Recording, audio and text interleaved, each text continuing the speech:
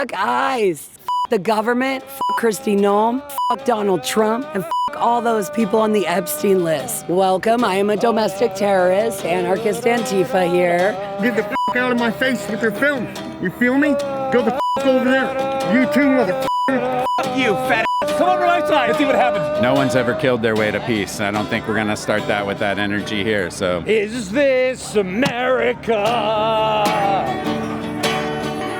The land of the free.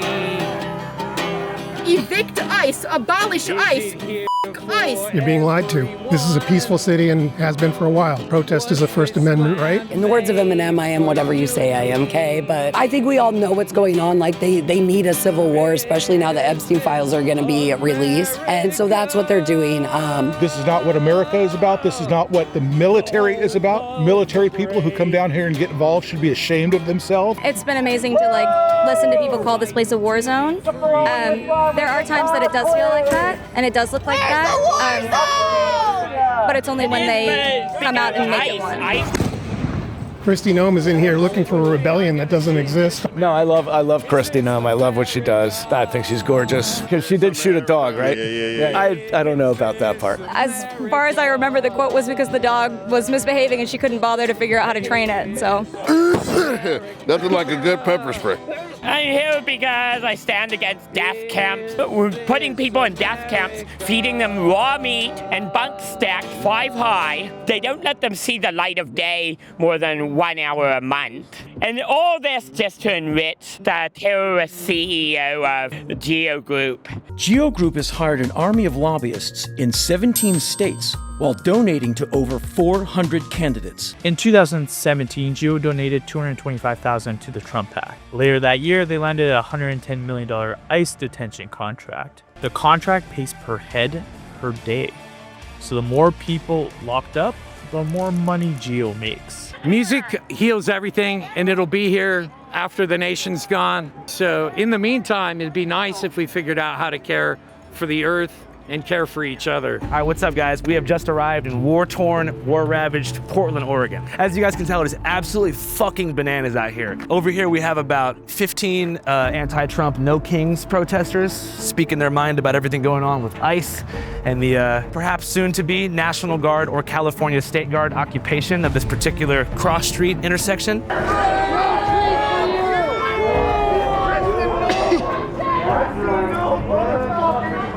And over here we have a couple different media members like myself, my sort of extended family co-workers, speaking their mind about what the heck is going on. Now, if you guys can't tell from my tone, I'm being a bit sarcastic.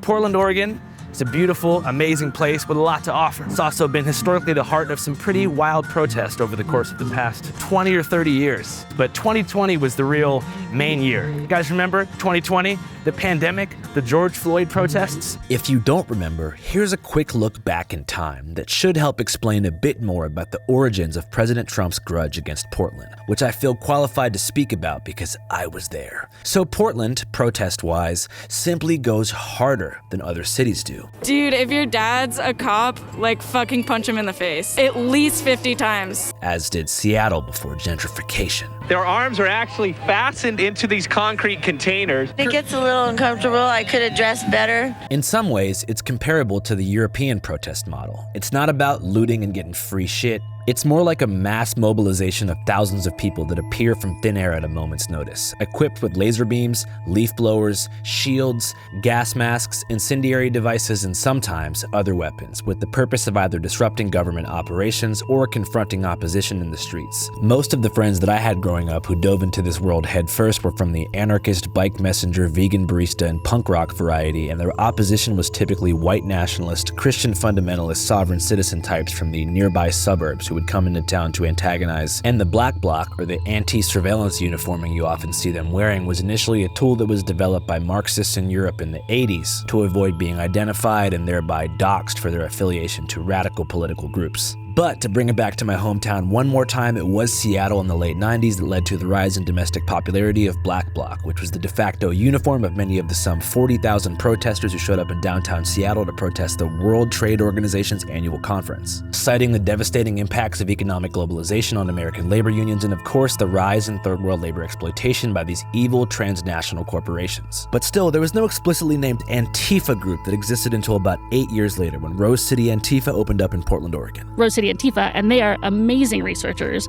and like that is like their like whole wheelhouse, and they do like exhaustive research on these people, and their website is a wealth of information, and they do a lot of social networking and social tracking, and like, you know, every time Joey Gibson stands up and says he's not a racist because of XYZ, you can then go to their like website and like see pictures of him with like all of these different white supremacists and like overtly hateful, like people that engage in overtly hateful ideology and groups. So they do a really good job of just like that kind of research and documenting. So we use that as a resource, and then we have our events. Here's an interview I conducted a while back with the lead organizers of a group called Pop Mob, or Popular Mobilization, who are responsible for a great deal of the anti-fascist organizing that's taken place in Portland since 2018. My name is Effie Baum. I am one of the organizers with Pop Mob. Yeah, and my name is Seamus. I'm another organizer with Pop Mob. Can y'all tell me about Pop Mob's association with anti-fascist organizing? On July 30th of 2018, there was a Proud Boy Patriot Prayer rally that happened downtown Portland. It is now kind of colloquially referred to as the Battle of Portland. And it came a year after the Jeremy Christian murders had happened, and there'd been a huge Patriot Prayer rally in downtown. This is about 1 year later. Over the course of the year, the opposition had like shrunk. So their rallies were getting bigger and bigger, and people showing up to oppose them was getting smaller. And so it was a small group of anti-fascists that showed up that day, smaller like Black Bloc, and they had a lot of Proud Boys. And Ethan Nordine, who's like one of the Proud Boys from up in Washington, he goes by Rufio, was caught on camera punching a person who was in block and knocking them out. And that video went viral all over the internet and was like celebrated as like this, like, you know, kind of like ideal moment. The Rufio punch, that's the most legendary punch. It's the punch heard around the world. You were in the zone, man. You're like, it's like a video game. Gavin McInnes says, you know, violence isn't great, but justified violence is amazing. He literally knocked the soul out of this little soy boy Antifa. That was attacking him with a baton. Yes, it was attacking him with a baton, absolutely. It was self-defense, 100%. That rally in particular was really violent. That person ended up with a skull fracture. And so a lot of us that had been like doing organizing in the city for a long time were like, we need to do something. Like, we need to encourage people to show up. We can't let these people keep coming into our city and like causing this kind of violence and attacking people. And we had seen what had happened in Boston after Unite the Right, when some of those organizers went to Boston and tried to organize a similar march. 40,000 people in Boston showed up to shut them down. And so we said, we need the same thing here. We need a popular mobilization that tries to build a broad-based movement of everyday anti-fascists to show up and say that this is not welcome in our city. So Joey Gibson had planned, he was running for Senate back then. Why he was having Senate campaign events in a state that he wasn't representing, I'll leave you to figure out for yourself. But he had an event planned for that August 4th. And so we started organizing to have a huge event in opposition to his August 4th rally. And that was the birth of Pop Mob. So Pop Mob began as a response to what was like alt-right violence. Yes, absolutely. A lot of anti-fascist work happens not in the streets. It happens by outing these people in their communities, letting people know where they work, letting people know where they live, identifying them, identifying the behavior that they are engaged in, and like really raising that cost of participation for what it means to be like somebody who's engaged in that kind of like hateful activity. And then in addition to that, when they do show up in mass, those are recruitment opportunities for them. So by showing up and outnumbering them and showing that like this is a community that is not going to put up with that bullshit, that is how we're going to stop them from continuing to do this. And this is a long history of this, especially in Portland. As Effie explains, the conflict between white supremacists and anti-racists in the Rose City goes back far before Trump. In the late 80s, there was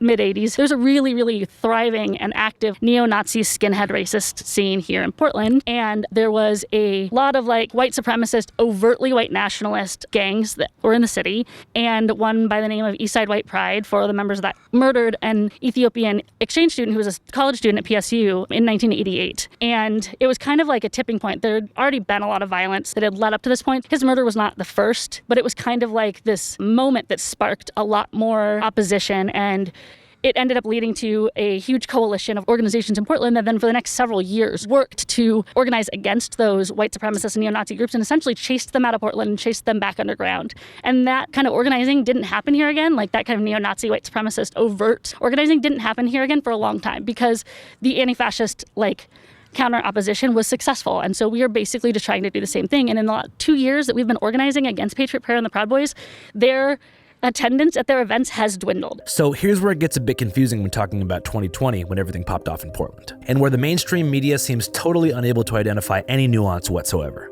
Okay, so while it was true that Rose City Antifa and other coordinated, formally branded groups were in Portland engaging in direct action protests, it is also true that there were just as many, if not more, self-identified anti-fascist protesters from the Pacific Northwest where this culture took hold, with no connection to branded Antifa groups out there in the streets wearing black bloc, doing their thing in Portland. This is, of course, not the most convenient narrative. Liberal media says that Antifa is just a word for anti-fascist, which is cap, but conservative media, on the other hand, says that everyone wearing black bloc is a paid agitator being bankrolled by globalist financier George Soros, who apparently has plans to destroy Western civilization through the proliferation of open border policy and, I guess, gay TV. As far as the conservative theory goes, Trump and many of his allies, I think, at least they pretend, to actually believe that, and less than a month ago took things a step further with an executive order, designating Antifa as a domestic terrorist organization in an official White House briefing, and shortly after announced plans to deploy federal troops, the National Guard, and later the California State Guard to Portland to defend the ICE field office, which is in the safe and sanitized South Waterfront area, where very few protests were taking place. This, to me, as a journalist who knows about the situation, was a bit confusing.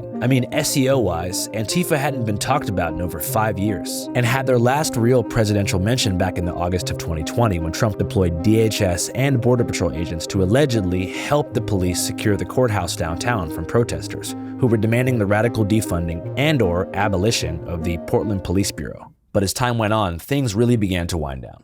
I mean, really, as I continued to cover that subculture for the year that followed the George Floyd murder, numbers just became smaller and smaller, and they probably lost 90% of their population within maybe a year of the killing. And just to clarify, I'm not saying that was because of laziness or lack of motivation or something. I mean, 3 major stated anti-fascist landmarks were achieved during that protest movement. Firstly, Trump was not re-elected in 2021, which made way for a centrist alternative who was deemed to be reasonably acceptable until Gaza cracked off. Secondly, most of the right-wing groups like Patriot Prayer and the Proud Boys, who frequently use Portland as a venue for their flag waves and free speech rallies, thereby spiritually demanding the presence of Antifa, were decimated and structurally fractured by charges that stemmed, of course, from the January 6th Capitol riot. And thirdly, Derek Chauvin was convicted of murder in the April of 2021.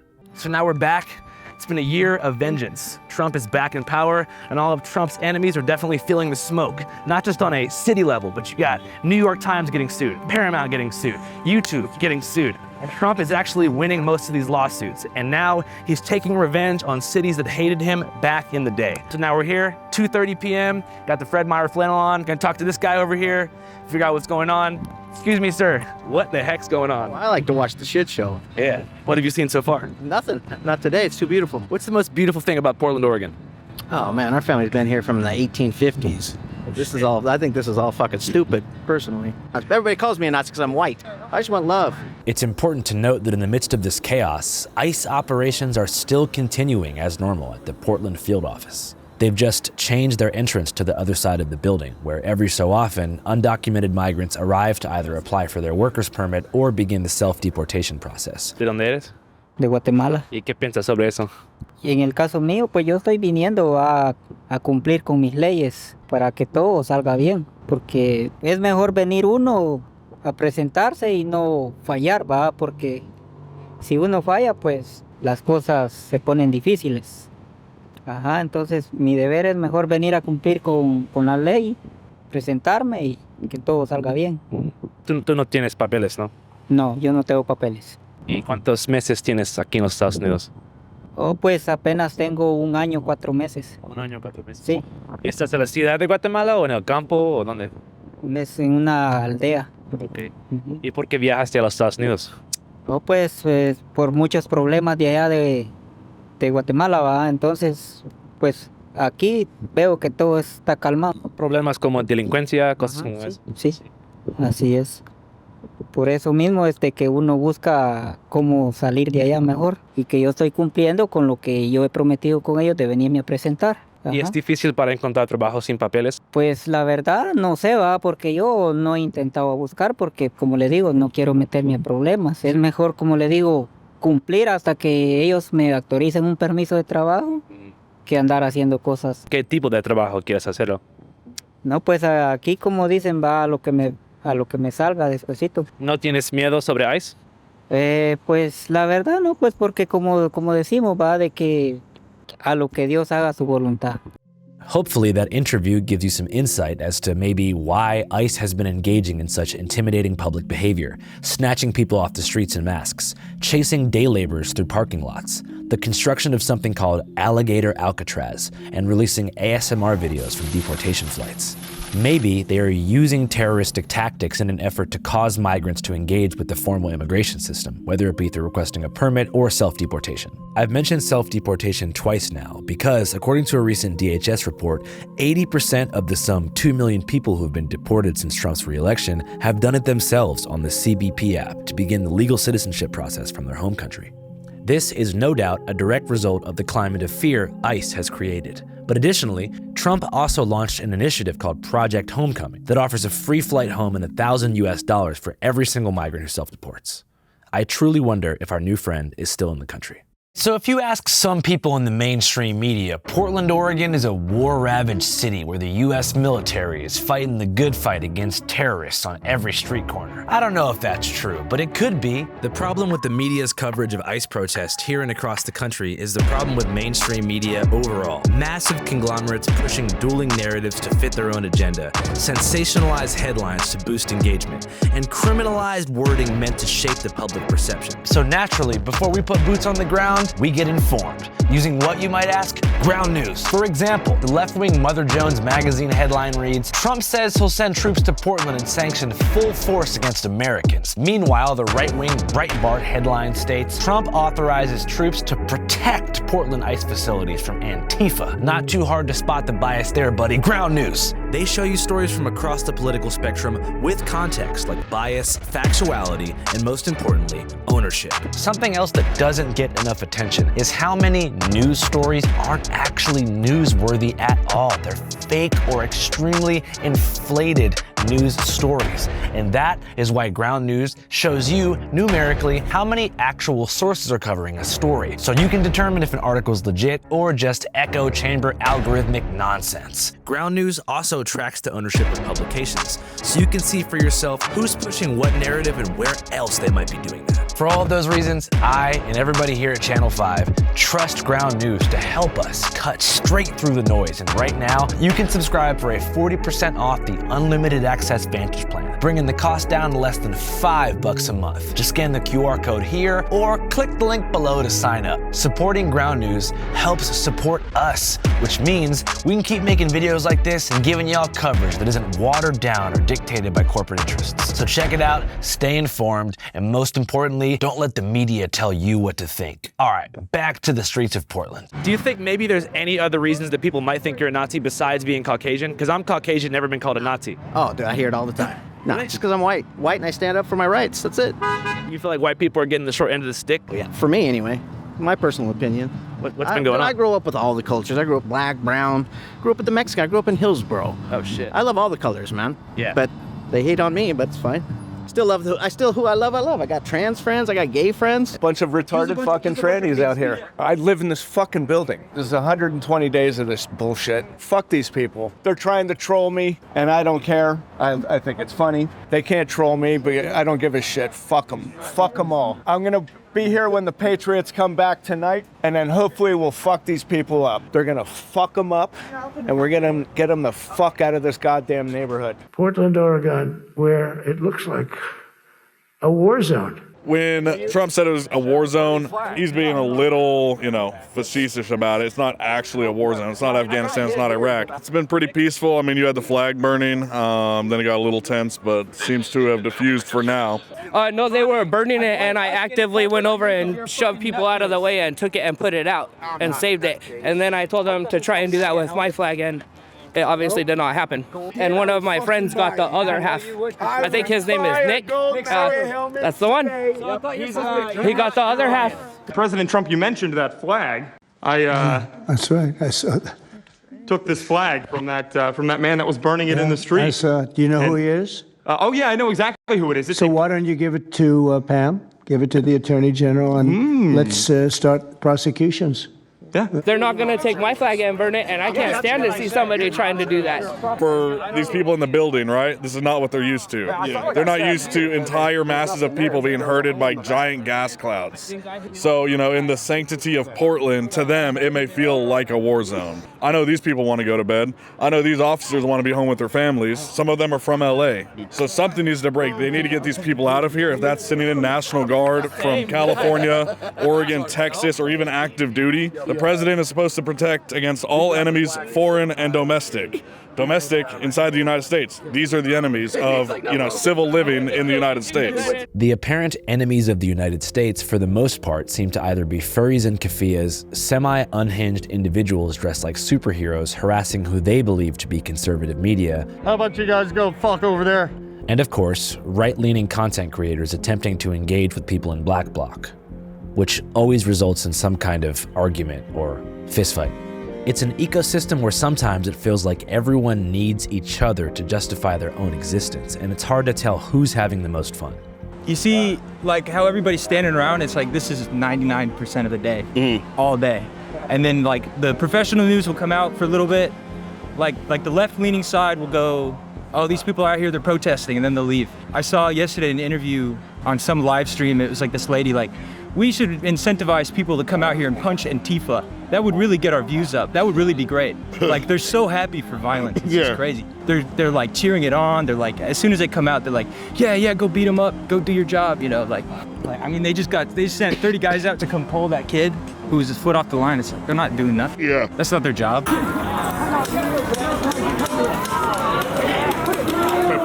If you watch Newsmax, News Nation, Fox, you'll see about 15 to 20 minutes every night of the same stuff. And yeah, that's happening. The peaceful protesters are on the public sidewalk. The ICE agents come out of their facility and assault the peaceful protesters. And that's when everything goes to hell. It's not instigated by the protesters, it's instigated by ICE.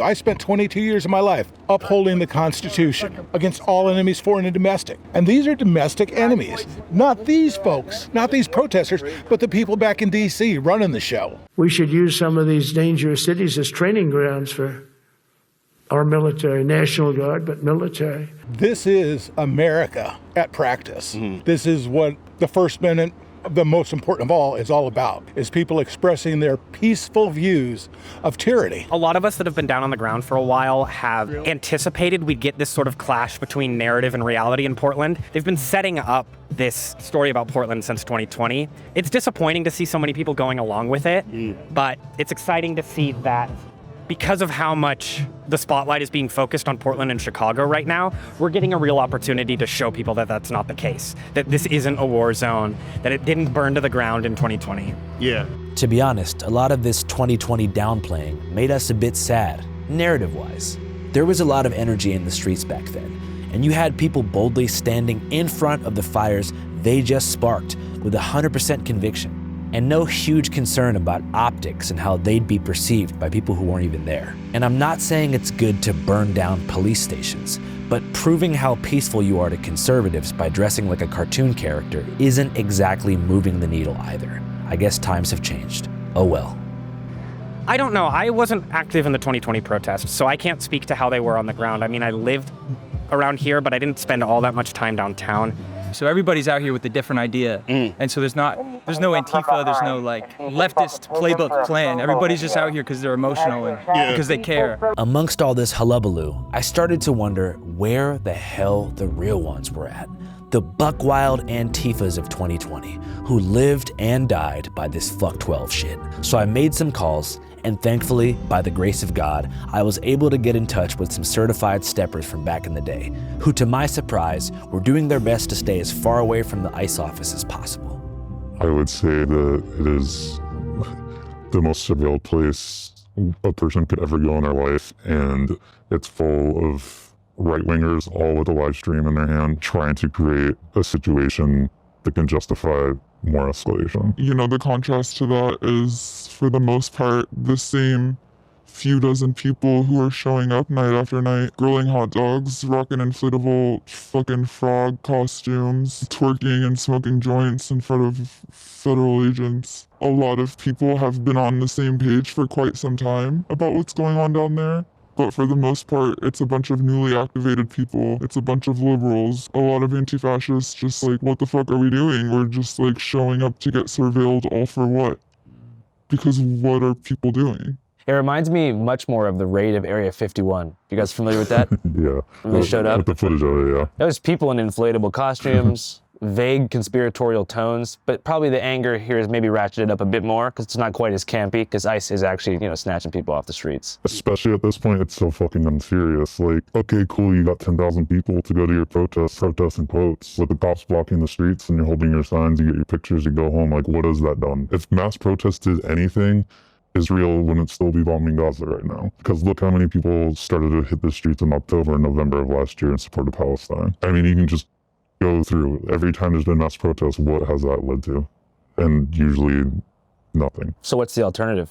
I support people protesting however they need to protest. As you said before, like, just marching in the streets is easy to ignore. Sometimes you gotta speak a language that they can't ignore. I mean, look at 2020, when 2020 popped off. I mean, Chauvin was denied a plea deal at that time because Bill Barr said he was worried about more escalation. So, I mean, that's recent proof that riots work. So yeah, I mean, targeted property destruction, I think, is a great tactic for those that are willing to do it. How can you avoid getting in trouble when you have to do targeted property destruction? No face, no case. What's the dopest example of targeted property destruction that comes to mind, besides January 6th? I think that the people in Atlanta, some of which are still on trial, deserve so much fucking credit for their efforts to stop Cop City. I think that what they did really is so admirable. Protesters have been accused of throwing Molotov cocktails at police and torching construction equipment, among other acts. And they faced the most serious consequences from state repression. What sort of consequences for somebody unfamiliar? So 61 of them got RICO charges, which just recently sounds like they're dropping. But there's still a handful that do have domestic terrorism charges. And that could land them in federal prison for a while, right? Yeah. Well, is it a Georgia state RICO? I think it's state RICO. Do you remember if the domestic terrorism charges are federal or state? I can't remember if they're all state or not. I can't remember either, but I feel like something like domestic terrorism charges would be federal, right? Yeah. Well, if it's a state RICO, you guys familiar with Young Thug? Yeah. He beat his state RICO. Here is an interview with two self-described anti-fascists who've been in the game for a while, and just to clarify, had absolutely no hand in the killing of Osama bin Laden. All right, great to meet you guys. Thanks so much for making the time. I appreciate it. So I guess the first question off the bat is, how would y'all describe yourselves politically? I'm an anti-fascist. Anti-fascist, anarchist, too. Nobody should inherently have any more power over anybody else, and people should be able to be free to make whatever decisions they want. What do you guys think the current state of America is? Like, are we headed toward a fascist takeover? We are well in a fascist takeover. I think people have been planning for this for a long time, politicians namely. I think 2016 is when it became very transparent and when a lot of people started to catch on because Trump wasn't good at playing the cards close to his chest, so to say. He was very outspoken about his goals and intentions, and you could see the people that he was radicalizing and the people that were, like Charlottesville and just the growing right-wing movement and white supremacist movement.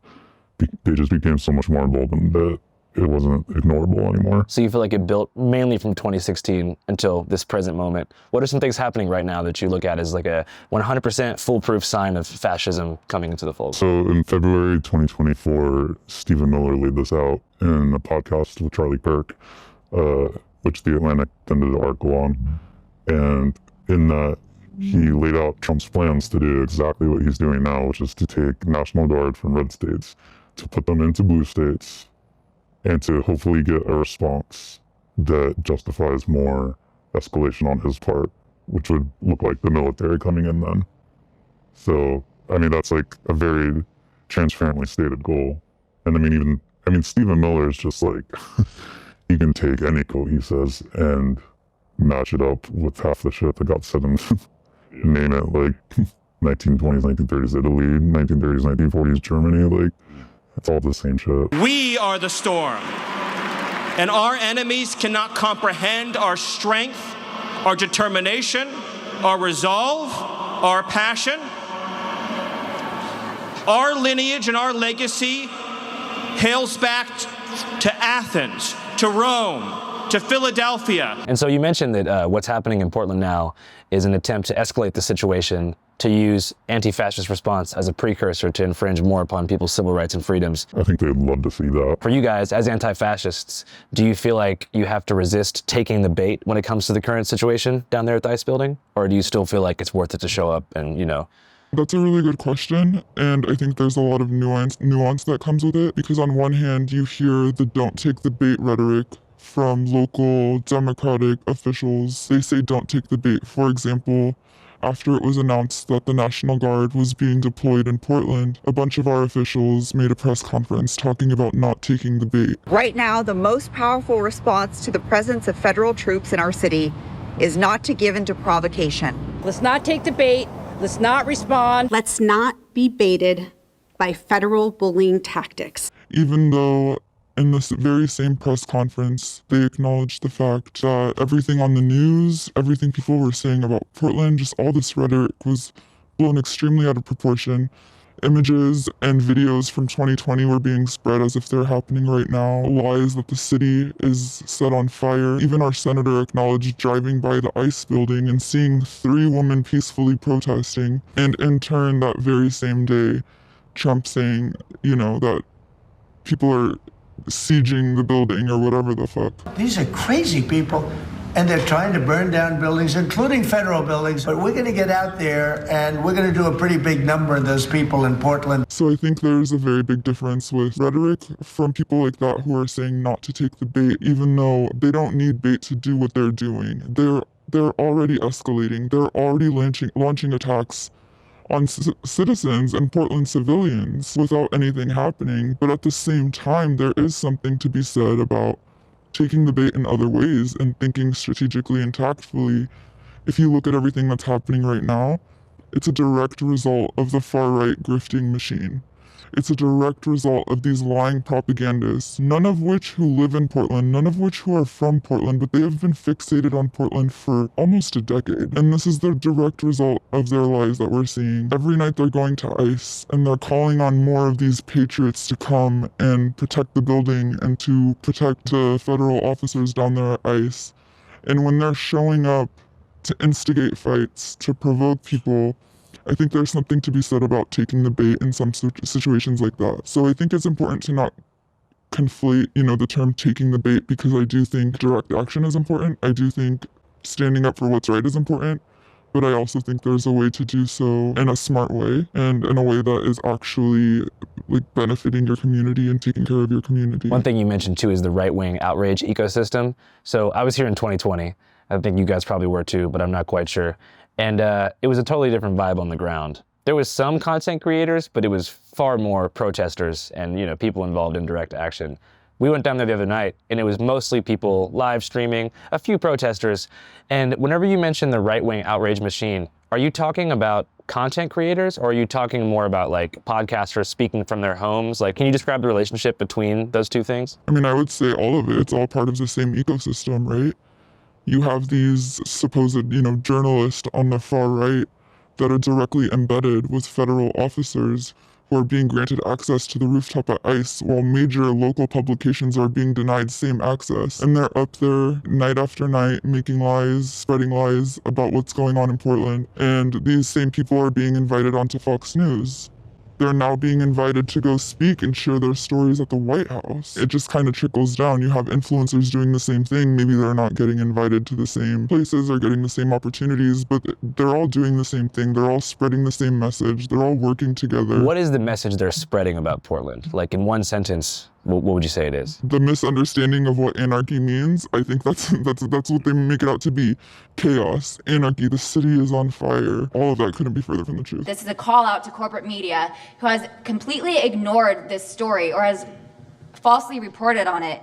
This is nothing short other than a sustained attack on the United States, which is being supported by Democratic elected officials. It's like especially ridiculous because in the weeks leading up to Portland getting all this attention, the people showing up down there were very liberal and even on their microphones were discouraging anyone from showing up in Black Bloc, discouraging any kind of escalation. It was very structured. They had people wearing vests and armbands and being like, if there's any conflict, go to these people. So the people going down there weren't even remotely who right-wingers have created the situation down there to be. Yeah, one thing that's super interesting, because I like to call it like imagined cultural geography.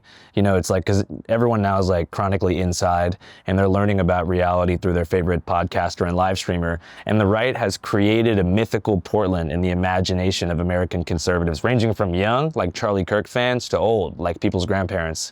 And they actually think that Portland is like a war zone controlled by Antifa, or like tweakers. I don't know what they think. It's like controlled by like communist Antifa tweakers who basically like, well, I don't know what they think is happening here. But just to clarify, is Portland a war zone? No. Absolutely not. And night after night, when there are escalations, the escalations are coming from federal agents. Which you can see in all their own propaganda. Like, almost all their propaganda is the feds doing violence to people that are just standing there yelling in front of a driveway. And like, even where that's happening is just a very small city block that's not even like in the central part of the city. There's nothing happening here. For somebody at home right now who wants to visit Portland, not to attend a protest or counter protest, what are some areas that you'd recommend going as a visitor for the first time to catch the true vibe of the city? Northeast Portland, Southeast. There's so much in the city that's just so lively. You walk around, anywhere you go, there's people riding their bikes, there's people skateboarding, there's people going on walks, people sitting outside eating brunch, sitting at cafes. It's a beautiful city, and it's really, really sad to see this false narrative that's been created and that's spreading like wildfire throughout the nation. Why do you think Trump in particular has been so fervent about targeting Portland, Oregon? I think one of the reasons is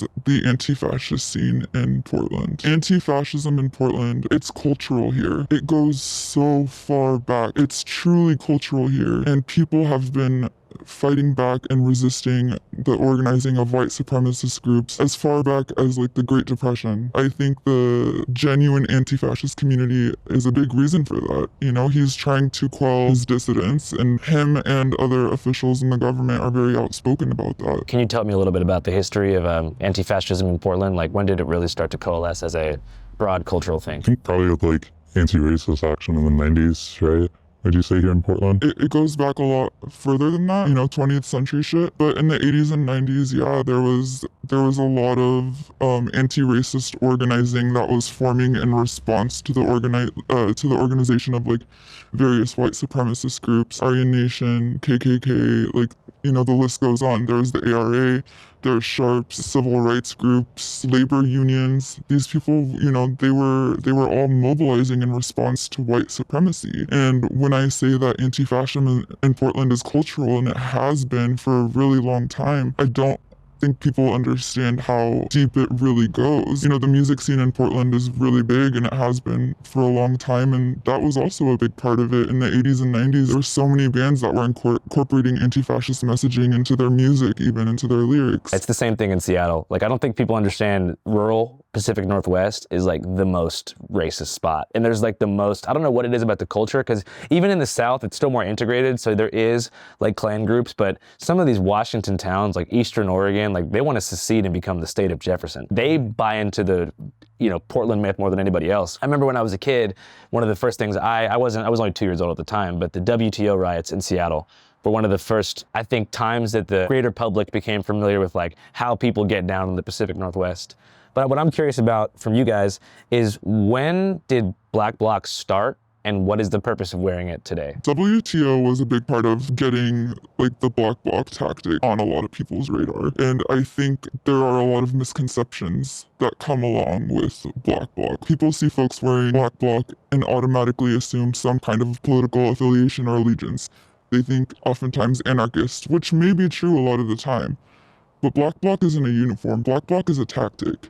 And it was a tactic that had to be adapted because of the intense surveillance and criminalization that the left has faced for decades and decades. What's the current benefit of wearing all black and making it so nobody can identify you? It depends on the context. Sometimes it's not always the smartest move. Sometimes just wearing regular clothes and, surgical mask and a hat. The whole point of the tactic is to not draw attention to yourself or to stay anonymous so that people can't identify you. And so sometimes Black Bloc is the best move if you're around a lot of other people that are wearing the same thing, but sometimes it's not the best move. Is there intense harassment campaigns to dox and identify anti-fascists in Portland? Yeah, of course. There's Andy, there's Antifa Watch, there's countless right-wing telegrams. They're always working to try to identify people, especially in cities like Seattle or Portland, where we are viewed as like these anti-fascist hubs. They really want to like identify who's involved with what. And after they identify you, what is their typical course of action? Do they contact your employer? Like, how far does it go? Harassment, death threats, showing up to your house. I know countless people who have been directly impacted by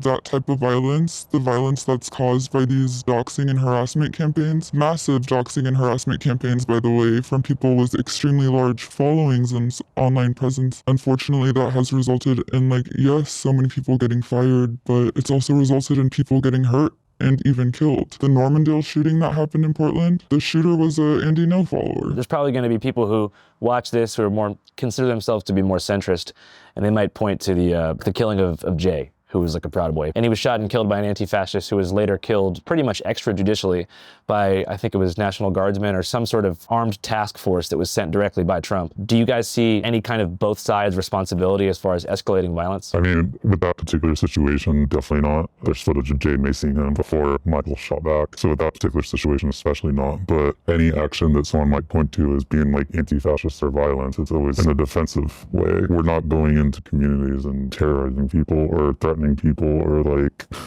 doing what right-wingers do when they do come. For instance, when it happened, driving hundreds of trucks into Portland, aiming literal live rounds, real guns at people, driving through town, doing whatever they can to just terrorize people. To equate them both is just dishonest. How do you feel about the designation of Antifa as a domestic terrorist group?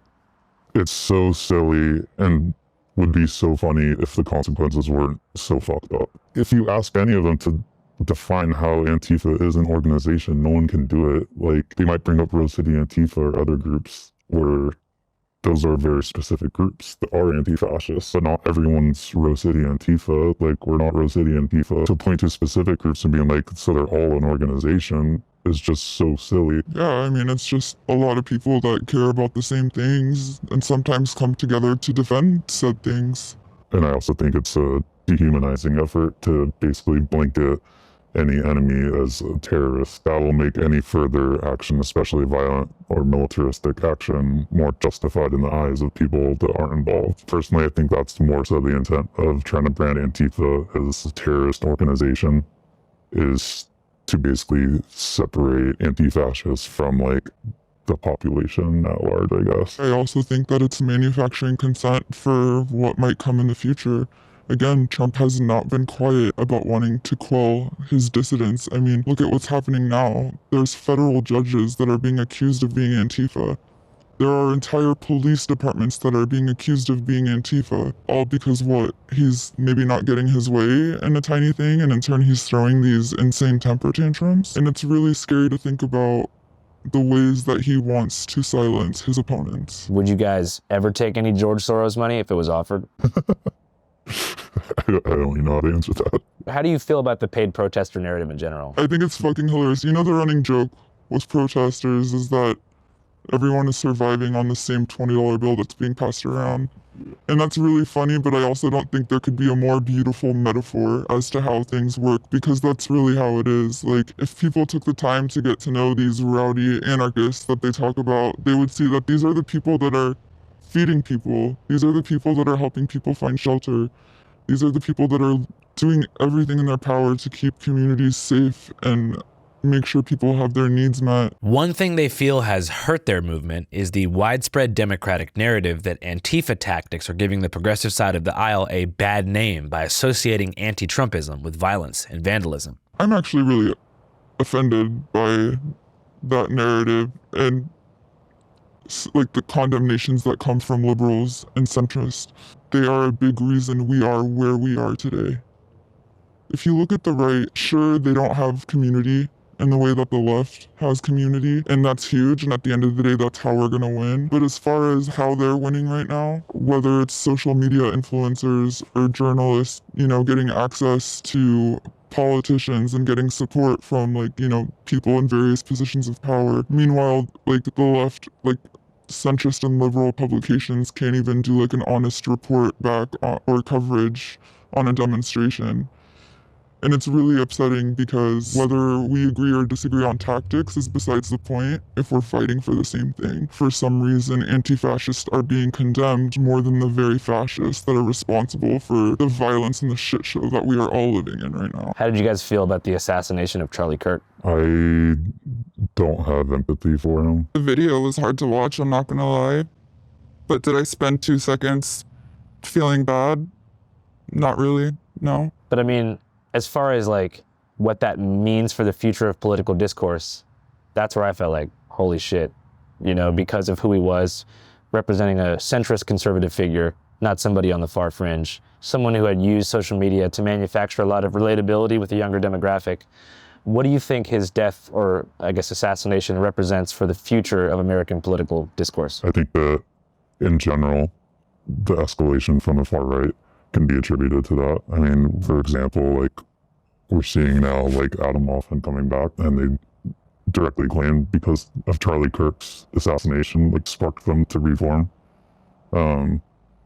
Which, I mean, if people don't know who Adam Hoffman is, like accelerationist Nazi group that in the past has been charged with murders and torture and forms of violence and accelerationism. The response after his murder was fucking insane. I remember being like, actually, what is happening right now?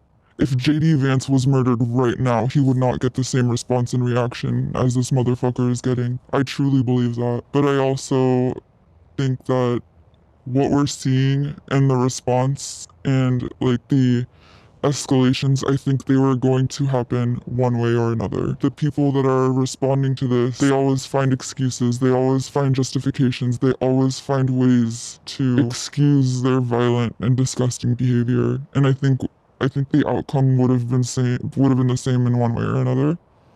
I don't know how we would have gotten here, but I know that we would have no matter what. I would agree with that. And I think that that also like kind of circles back to your question about taking the bait and like concerns around optics, which have like always been in like conversation around like anti-fascists. They're going to find a way to do what they want to do. Like just staying at home, plugging your ears and not doing anything is not going to stop them. To blame it on people taking action is just irresponsible. So what do you think the solution could be as a country to resisting the impending fascist takeover? I mean, with the point we're at now, that's hard. We're so far in right now. It's hard to answer, especially when we're getting hit from every fucking angle. Look at the state of our education system, what all of our children in this country are going through. It breaks my heart to think about every day. Look at all the federal employees that are being fired and let go. Look at all the people that are being fucking cleaned out because they're not Trump loyalists. And then there's culture, there's so much. So it's really hard to answer that question and to think about this and not feel a little bit of resentment, because people have been sounding the alarm about this for such a long time. Anti-fascists have been screaming, doing anything in their power to get people to see what's going on and to see what was coming. And in turn, we're just met with getting demonized. It's hard to think about, but people need to rise up and fight back, whatever that looks like. Everybody can do what they can. That doesn't mean you gotta go grab a crowbar and start breaking windows. It could be a doctor not complying in advance at the hospital because they're afraid that Trump is gonna take away federal funding. I guess the broader question is, how bad do things have to get until the average person is like, man, maybe I should resist this in some capacity? The disengaged person. I like to think about like the 85% of America that just like watches their shows, watches sports. Yeah. Like at what point is the alarm gonna be sounded in the mind of the everyman? Well, that's just it. When they can't do that anymore. Like someone in their life is directly affected by these policies and by this administration. You know, to like kind of circle back a little bit on your last question, the resistance is going to look different from state to state, from community to community.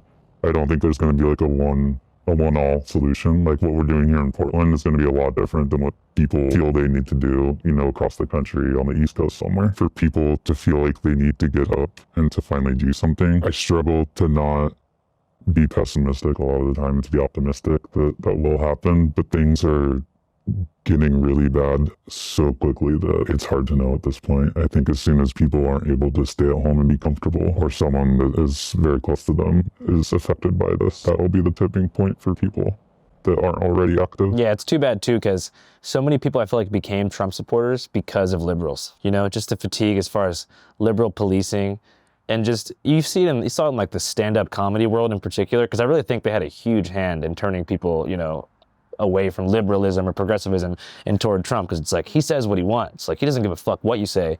You know, like we should, you know, at the end of the day, like he's not perfect, but he's honest. Do you see liberals as being equally responsible for the rise in fascism as you do conservatives? Scratch you a liberal and a fascist bleeds. Liberals will say they stand for one thing and do another.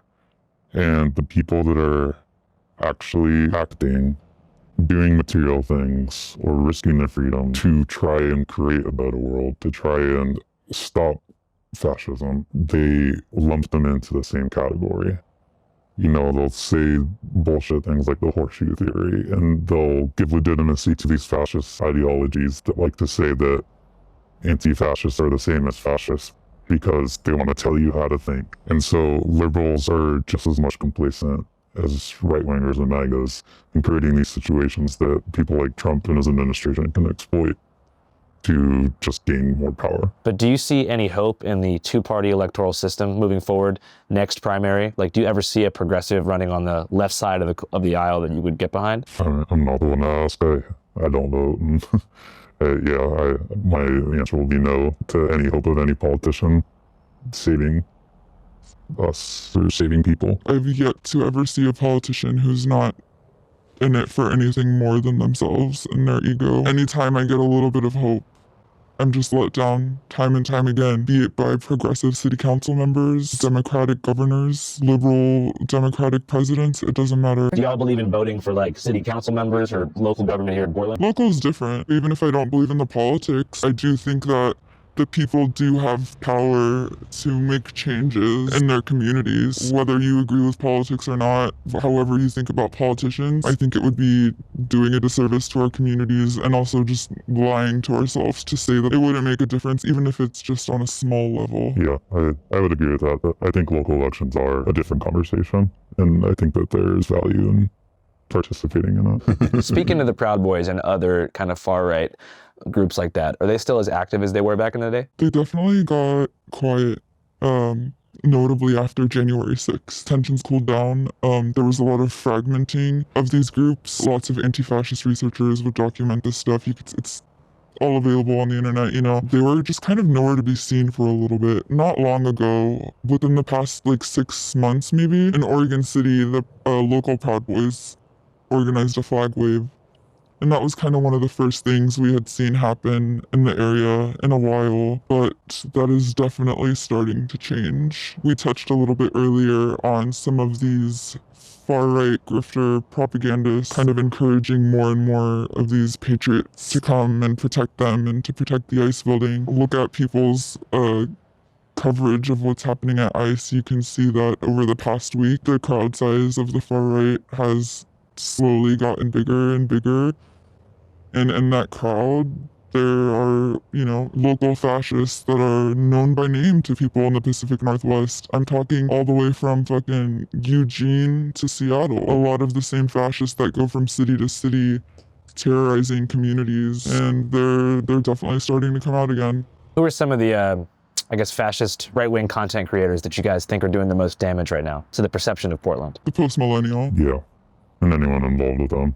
Oh yeah, I definitely have a black eye. So that's what it's been like covering Portland for the past 4 months. As far as Antifa is concerned, the main belligerent in the propaganda war against them has been the Post-Millennial, a publication connected to Turning Point USA, whose editor-at-large Andy Ngo has the ear of the president, Elon Musk, and in many ways can be viewed as the king of the anti-Antifa algorithm on X and elsewhere. The canon event in Andy's journalistic career appears to have been back in 2019 when he was kicked, punched, and hit with a milkshake during a Proud Boys counter-protest in Portland. The attack caused him to suffer a brain hemorrhage, and eventually he was awarded $300,000 in damages. Like every other case wherein someone is attacked for their political beliefs, the event only emboldened his grudge against the group, and also magnified his reach, landing him a spot on the Joe Rogan podcast and in the op-ed section of the Wall Street Journal, where Andy described the experience ad nauseum, warning millions of people about the radical left. After going on Joe Rogan, he penned a best-selling New York Times book called Unmasked, which focuses primarily on exposing Antifa cells in the Portland area, and has since grown the Post-Millennial into a powerhouse of Antifa-critical coverage. From an internet standpoint, most of the conservative content creators on the ground at the ICE facility exist within Andy Ngo's orbit, and for that reason, have faced extremely hostile treatment from many protesters on the ground.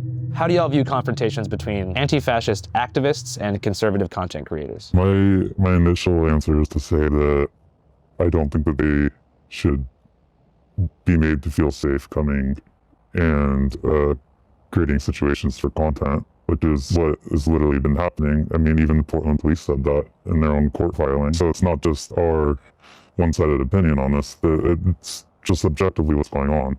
Allowing them to operate down there is what has created specifically the situation right now at the National Guard, because the people coming down there have the ears of people in the Trump administration, and they're going to be paying attention to the content they put out. And now they're making executive orders and policies around these basically manufactured and exaggerated situations. I don't remember when it was, a few nights ago, Nick Sorter, I don't know if you want his name, you can do whatever, but a far-right, propagandist, influencer, whatever the fuck you want to call him, instigated a fight with somebody. The Post-Millennial posted footage of it where you can see he's the one starting the fight. Portland police showed up and they arrested him. The response from the far right was accusations that Portland police is Antifa, that Portland police takes orders from Antifa. That narrative spread like wildfire and was being parroted by top government officials. That's fucking insane.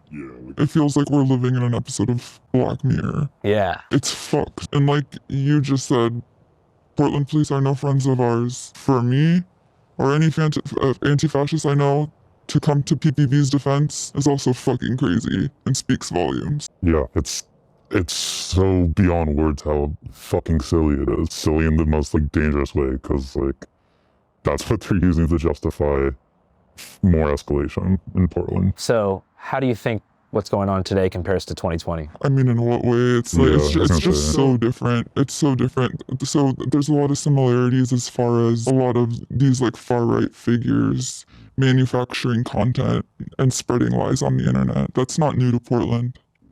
Places like Portland and Seattle are very familiar with those tactics, but things are also really different. The stakes are higher than they've ever been. Things are escalated. There's Blackhawks circling over the city every fucking night, along with drones and surveillance Cessnas. There's also a lot of very newly activated people, and people who go down to protest against ICE is a very, very wide spectrum of people in so many different demographics, whether it's age, race, politics. That's another reason why it's kind of funny when people are covering the protest, the anti-ICE protest, and they're calling people anti-fascists, or not even anti-fascists, Antifa, or anarchists, when half of those people couldn't even tell you what Antifa is or what an anarchist is. They've probably never even seen Black Bloc before. How do you become an Antifa? You simply are anti-fascism. It's as simple as that. It's not a thing you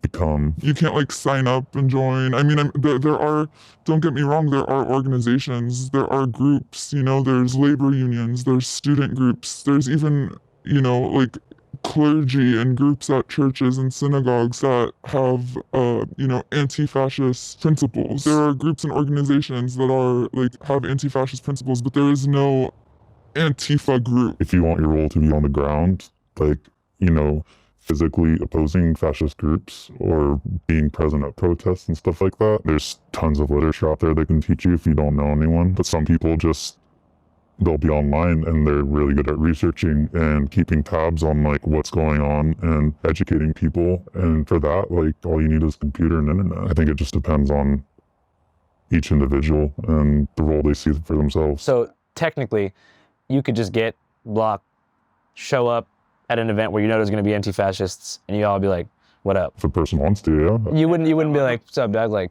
how long you been doing this for? There's no cool guying or gatekeeping, like at a punk show maybe, when someone's like, where are you from? Or like, what's your favorite band? There's no like, were you here in 2020 vibes? I would say that it's actually like looked down upon to be asking those kinds of questions, you know, because people are trying to keep their anonymity intact. Yeah, I think it really just all goes back to like, it's not an organization. Like, there are so many people that play so many different roles and are involved in anti-fascism. And that includes people that put on Black Bloc. They're not all going to be anarchists that want to break windows. It's just so varied. It's really hard to make any kind of like really blanket statement about like anti-fascism as a whole. And I think it's important for people to also realize that a lot of like what you just mentioned is also by design. There's a reason why decentralization is encouraged. There's a reason why there are no leaders. I know for a lot of people, personal politics play into that, especially if people are anarchists and like non-hierarchical thinking. If you have a leader, that makes it infinitely easier for the government to cut the head of the snake off and take down a whole organization. But it isn't an organization. It's a bunch of autonomous people working together at something, and that's really beautiful. Additionally, they believe that this current moment in time presents a critical need for Antifa mobilization due to the rise of bold-faced Nazism since Trump's re-election. Patriot Front is a direct result of Unite the Right in Charlottesville. For the longest time, they were taking this very like optics-friendly approach. They wouldn't be seen with swastika flags or like overt Nazi imagery in any way. In the past few weeks, that's starting to change. You know, post J6 and very recently, we've seen a lot of these fascist groups and fascist individuals kind of shift from how they were doing things and move on to this like European style of like white supremacy. So now we're seeing active clubs pop up all over the place. Olympic National, they're building a white supremacist compound, and you know these are popping up all over the country. These groups, it's scary. They're definitely out there, and they've been organizing and they've been escalating. You can correct me if I'm wrong. Before Charlottesville, I don't think there was any Nazi groups that were regularly marching with swastika flags. And now there's a couple of them that seasonally will have marches with swastika flags, usually armed with AR, so that's a new escalation too. On a broader level, what are some of the main problems actually facing Portland? Houselessness is a big one. Yeah. It's a massive issue. And, you know, the city's solution has been to show up to houseless camps, sweep them, violently sweep them, destroy their belongings and steal their belongings. There's no solution after they sweep, you know? So it's just this like never-ending repeating cycle. Yeah, I mean, I'd agree with that. So you think cost of living and just how many people are living outdoors that just get harassed by the cops and harassed by the city, harassed by NIMBYs. So NIMBY stands for Not in My Backyard, and it's similar to San Francisco where that's people who don't want, I guess what they see as low-income, high-density development happening around their historic properties. So they're able to like get on the historic register and say, you can't build here because I live in the Pearl and this building is like 150 years old. Is that kind of what NIMBYism is? Or is that like a simplification? Do you guys know? I'm not at these board meetings. I don't know what's going on. No, yeah, I mean, that's it. I mean, it's the people on Portland subreddit villainizing every houseless person they see, you know, and making life worse. What do you think about this narrative? I see a lot of YouTube videos called like how Portland, you know, manufactured a catastrophe by having such a lenient policy for open air drug use and, you know, encampments. What do you guys think about that narrative? I don't even know where to begin with that. It's ridiculous. I don't know. Yeah, it's just fucking stupid because like you have these like fucked up social media influencers who are like specifically intentionally going to these places, and you know these are issues that you see in any big city, especially big cities that are being gentrified the way that Portland is being gentrified, but they just like distort these narratives to fit their like anti-liberal rhetoric, and it's just fucked up the way that they essentially go around just exploiting these people. There's so many videos like that in Portland. Yeah, so many. They have videos like that in Philly a lot, but in Philly it's more like City of Zombies that's less politicized. It still is treating it like a human zoo, but here it's like, look what the liberals did. Yeah, so gentrification, as somebody from Seattle, I see as the most consistent through line that describes the problems that our city has faced. It's something you don't hear about on liberal media ever, and you definitely don't hear about gentrification on conservative media because none of them are from the city. They don't even know. Because gentrification also ties to like oral history. You know what I mean? Like when a conservative thinks about gentrification, they're like, that doesn't matter. I don't even know what that means. A liberal will say like, well, there's less crime now. But that's kind of what they say. It was like, well, you know, it got cleaned up. Basically, that means they displaced everybody else and brought in affluent tech workers from different countries and states for temporary residence periods to do their jobs in the city. So in Portland, where is the frontier of gentrification right now? You mean like physically, like where's that line? What part of the city? Off the top of my head, I would probably say southeast, like Foster, getting towards 82nd. I, for some reason, always thought it was northeast. I mean, for sure, but it's like a lot of it's been done. Yeah. Okay. Southeast is like the up and coming, currently going hard up. So northeast gentrification has been complete. The Alberta I don't know that it's been complete, but a lot of it has been like, It's already transformed so much. Yeah. It's just kind of... Growing up, there's a few spots that were black neighborhoods that's definitely not the case now. Okay, well, this shit's kind of crazy. Have you guys heard about the Grants Pass ruling?